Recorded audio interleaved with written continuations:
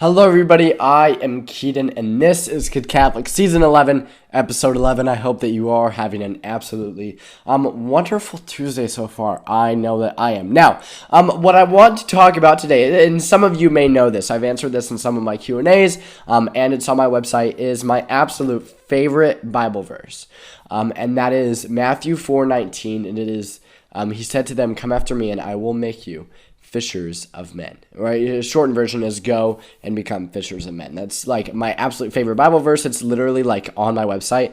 Like if you go to the bottom of my website, it says, "Come follow me and I will make you fishers of men," Matthew 4:19.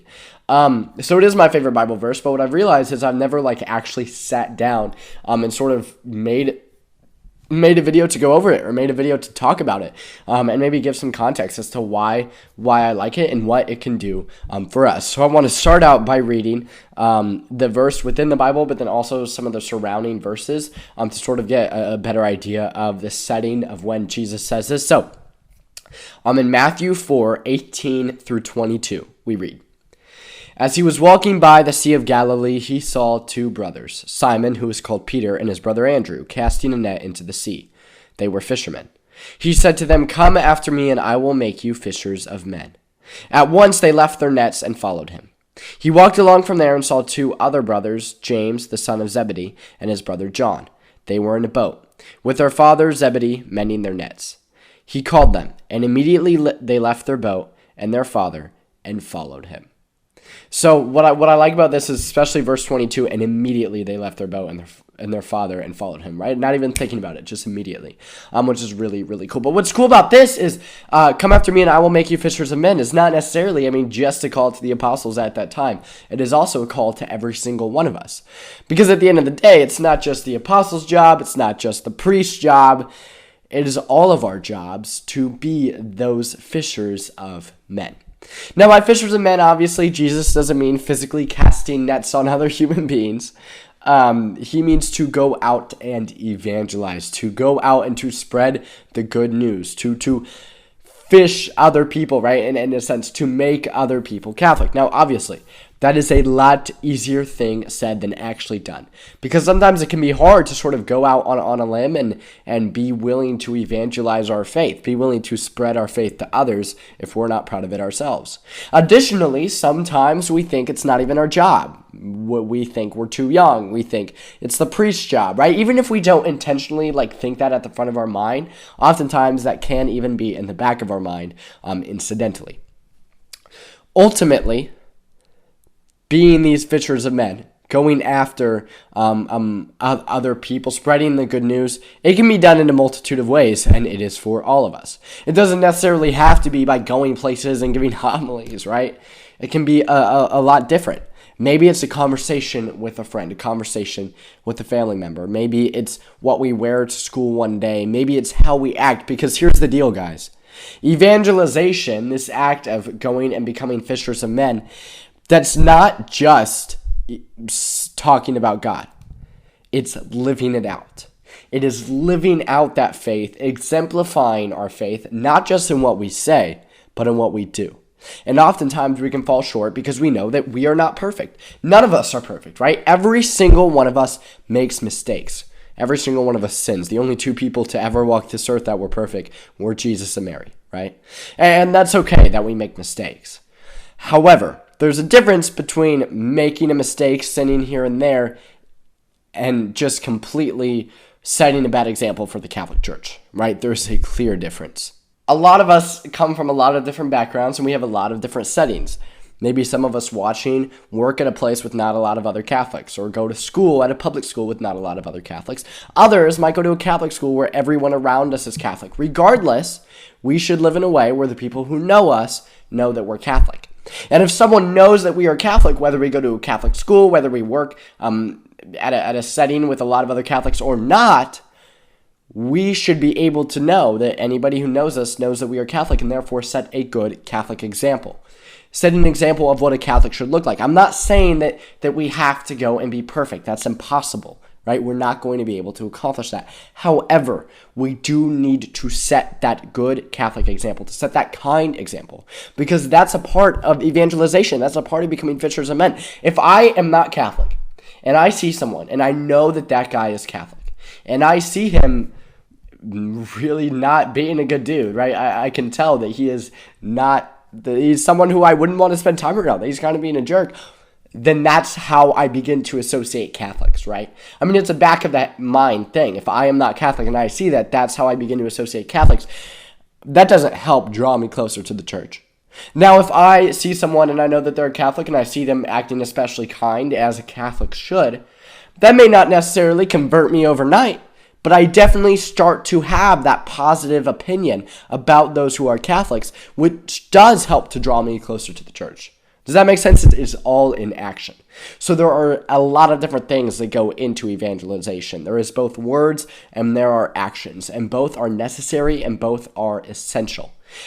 We can't have one without the other. We can't always be acting kind, but then never be willing to say that we're Catholic, or never be willing to say that we love God, to spread the good news. But then we also can't just always spread the good news and then act like a total jerk behind the scenes, right? That doesn't work. We need both. We need those actions and words so that we may become fishers of men. Because at the end of the day, we aren't becoming these fishers of men for ourselves or for our own good. It is for God, right? It is Jesus who calls Peter and his brother Andrew to come and follow him. And Jesus, in that same way, calls every single one of us to come and follow him, and he will make us fishers of men. I want to add that line. It says, and I will make you fishers of men.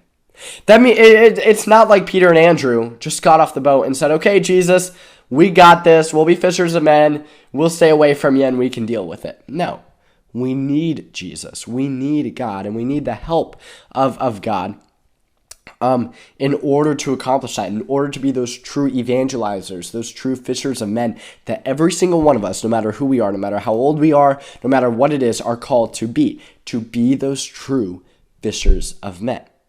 And that is very, very key here, is that Jesus is the one calling us to do so, and we need him for that. So at once, as Peter and Andrew do, we must leave our nets and follow him. Follow Christ. We cannot be fishers of men if we don't follow Christ, bottom line.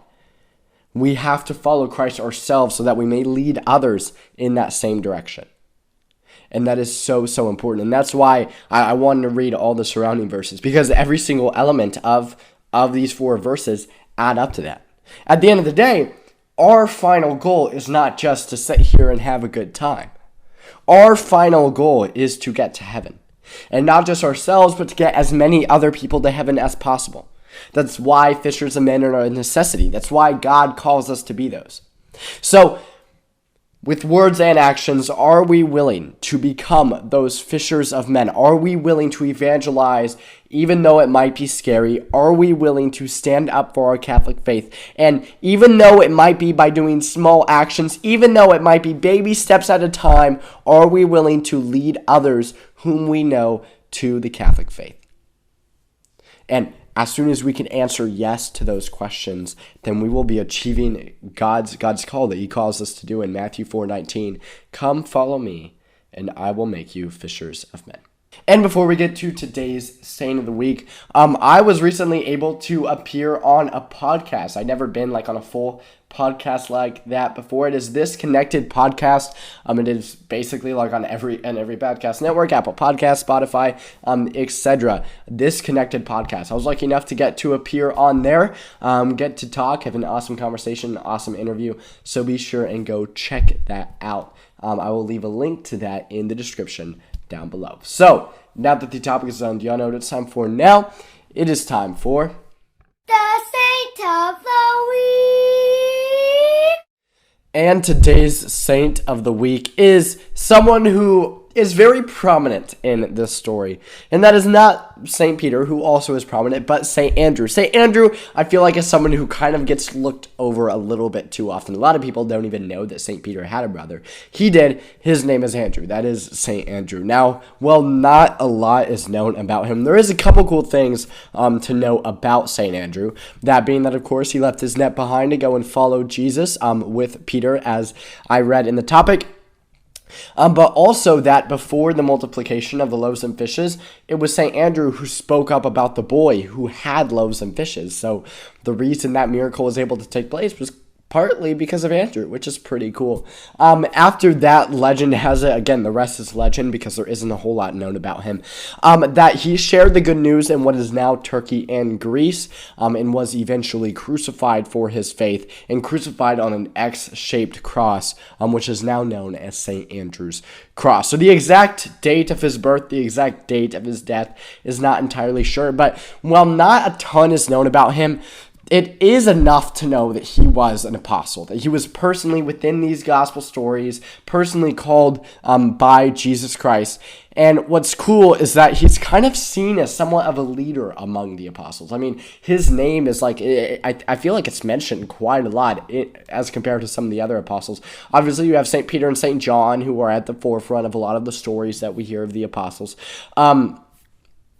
But St. Andrew is definitely there and definitely significant to many stories, including what I talked about for today's topic. Anytime we feel like we're struggling with evangelization in general, we're struggling to leave our nets behind, come follow Jesus, and become fishers of men, we can always look to St. Andrew for help. St. Andrew, pray for us. So before y'all click off this video, please click the red subscribe button down below and the bell next to it. That way you get notified when I come out with the new video. We are trying to hit 6,000 subscribers, and your guys' help for that would be greatly appreciated. If you are already subscribed, please share this channel video with your friends and family. Make sure that they know about Kid Catholic. Please like the video also.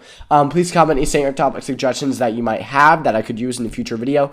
If you haven't already, book me to come speak. I would love to get to speak to your men's group, women's group, youth group, church, school, parish, whatever it might be, guys. I love getting to go and give talks.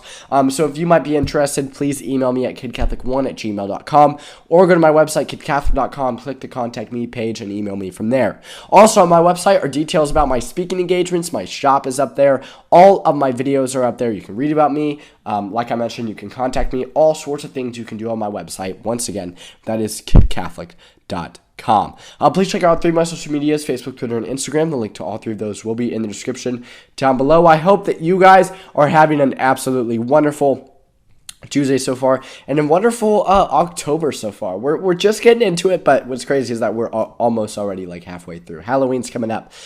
So thank you all so much for watching. This was Keaton of Kid Catholic. I will see y'all next week, and hi Brielle.